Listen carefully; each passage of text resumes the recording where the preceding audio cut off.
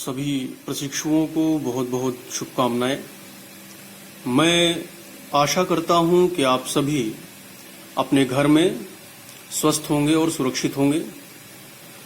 हमने पिछले वीडियो में उपसर्ग पर बात की थी कि उपसर्ग क्या है, उसके कितने प्रकार हैं, उसका प्रयोग कैसे किया जाता है।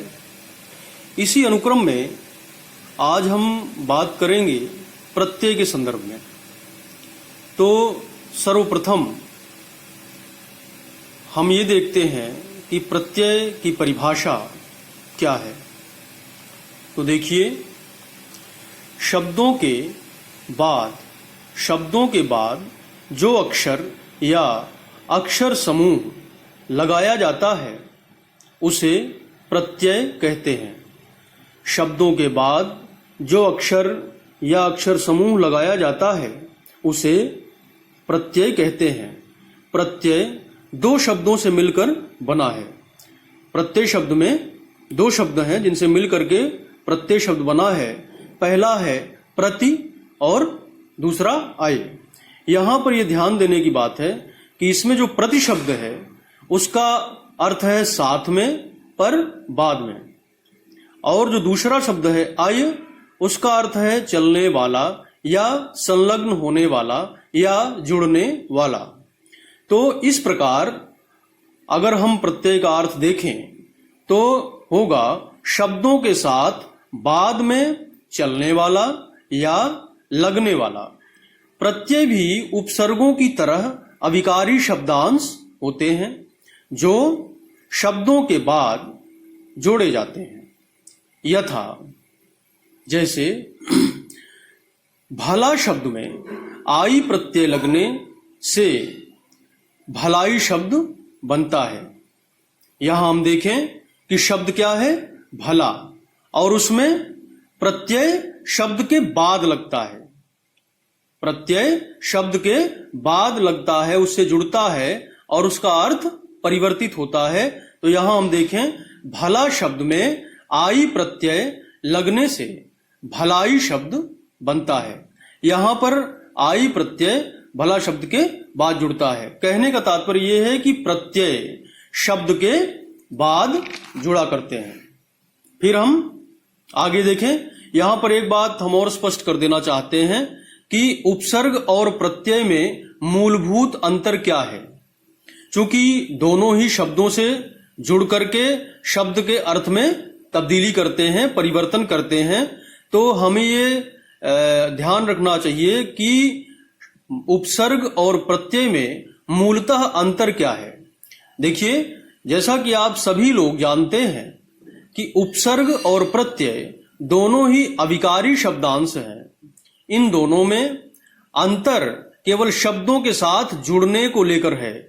इसका तात्पर्य यह है कि जहां उपसर्ग शब्दों के पहले जोड़ा जाता है, अर्थात पहले उपसर्ग रखा जाएगा, फिर शब्द रखे जाएंगे और उनका संयोजन किया जाएगा, उनको जोड़ा जाएगा। वहीं प्रत्यय शब्द के बाद जुड़ता है और प्रत्यय शब्द के बाद जुड़ करके उसके अर्थ के परिवर्तन का कारक बनता है। यहां यह बात स्पष्ट हो गई है कि उपसर्ग शब्द के पहले जुड़ता है और प्रत्यय शब्द के बाद जुड़ता है। अब आइए देखते हैं कि प्रत्यय के भेद कितने हैं, प्रत्यय के प्रकार कितने हैं। तो मूलतः प्रत्यय के दो प्रकार होते हैं। पहला कृत प्रत्यय और दूसरा तद्धित प्रत्यय। पहला कृत प्रत्यय, दूसरा तद्धित प्रत्यय।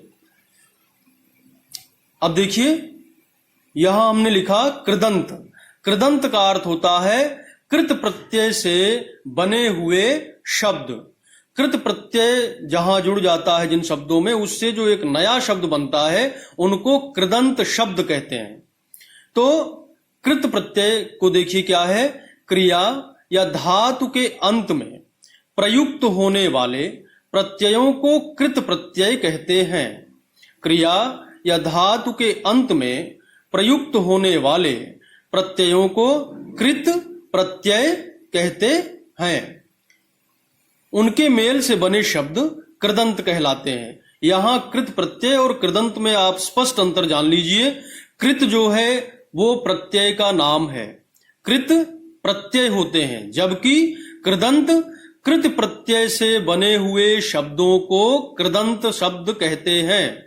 यानी कृत प्रत्यय जब शब्दों के साथ जुड़ जाएगा और उस शब्द का रूप परिवर्तित होगा तो उस परिवर्तित शब्द को ही कृदंत शब्द कहते हैं। अब इस बात को हम कुछ उदाहरणों के माध्यम से देखेंगे जिससे ये बात और स्पष्ट हो जाए।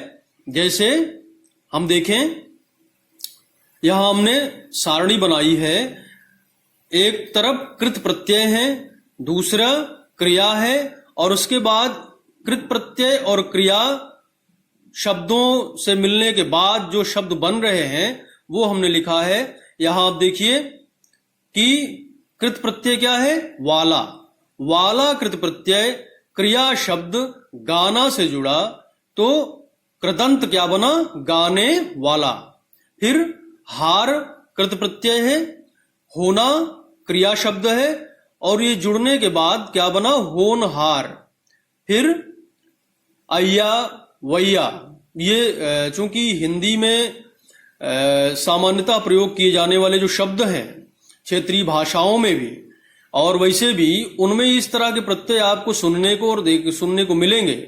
तो यहां हम देखते हैं अय्या और वैया भी कृत प्रत्यय है, जो कि रखना और खेना इसमें जुड़ेगा तो बन जाएगा रखैया खेवैया। फिर इया भी एक कृत प्रत्यय है जो छलना और जड़ना में जुड़ेगा जब बाद में तो छलिया और जड़िया। यहां एक बात ध्यान रखने की यह भी है कि उक्त प्रकार से बने हुए शब्द संज्ञा या विशेषण दोनों हो सकते हैं। कहने का तात्पर्य यह है कि जब कृत प्रत्यय किसी शब्द के बाद में जुड़ता है तो उन दोनों के जुड़ने के बाद जो कृदंत शब्द बनता है वो संज्ञा भी हो सकता है और विशेषण भी हो सकता है। अब आइए देखते हैं कृत प्रत्यय के बाद तद्धित प्रत्यय या तद्धित प्रत्यय जुड़ने के बाद जो शब्द बनता है तद्धितांत उसको कहते हैं। यहां एक बात आप लोग स्पष्ट रूप से जान लीजिए कि प्रत्यय कौन कौन से हैं। कृत एक प्रत्यय है, दूसरा प्रत्यय तद्धित है, और इन दोनों प्रत्ययों का शब्दों से जुड़ने के बाद जो शब्द बनता है उसको कृदंत और तद्धितांत शब्द कहते हैं। अब यहां देखें, तद्धित प्रत्यय के संदर्भ में संज्ञा, सर्वनाम और विशेषण के अंत में लगने वाले प्रत्यय को तद्धित प्रत्यय कहा जाता है और इस तरह से बनने वाले शब्दों को ही तद्धितांत शब्द कहते हैं। यहां आप देखिए हमने सारणी बना रखी है आप लोगों को समझने के लिए। शब्द क्या है, मानव, और प्रत्यय क्या है, ता, मानव ता, और उससे तद्धितांत शब्द क्या बनता है, मानवता। मानव शब्द में ता तद्धित प्रत्यय जोड़ा गया तो क्या बन गया, मानवता। अच्छा में आई जुड़ा तो बन गया अच्छाई। अपना में पन जुड़ा तो बन गया अपनापन। एक में ता जुड़ा तो बन गया एकता। कहने का तात्पर्य यह है कि पढ़ने के क्रम में हम लोग ये पढ़ते जरूर हैं लेकिन हमें उसका विभेद करना नहीं आता है। तो इस तरह से हमें विभेद करना भी आ जाएगा कि मानव, अगर मानवता शब्द दे दिया परीक्षा में और पूछा कि इसमें प्रत्यय क्या है तो आपको ये पता है कि जो शब्द है वो मूलतः मानव है, उसमें ता प्रत्यय जोड़ा गया और बन गया मानवता।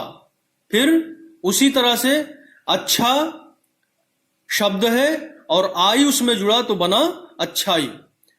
तो इस प्रकार ये हमने कुछ उदाहरणों के माध्यम से आपको आज कृत प्रत्यय और तद्धित प्रत्यय की संकल्पना को स्पष्ट किया है। आप लोग इसको सुनिए और सुनने के बाद एक बार अपनी पुस्तक से जरूर इसको पढ़िएगा और उसमें तमाम सारे उदाहरण इसके अतिरिक्त भी दिए गए हैं। आप उसको जब देखेंगे तो निश्चय ही इसकी अवधारणा आपके मन में और भी बेहतर हो सकेगी। धन्यवाद।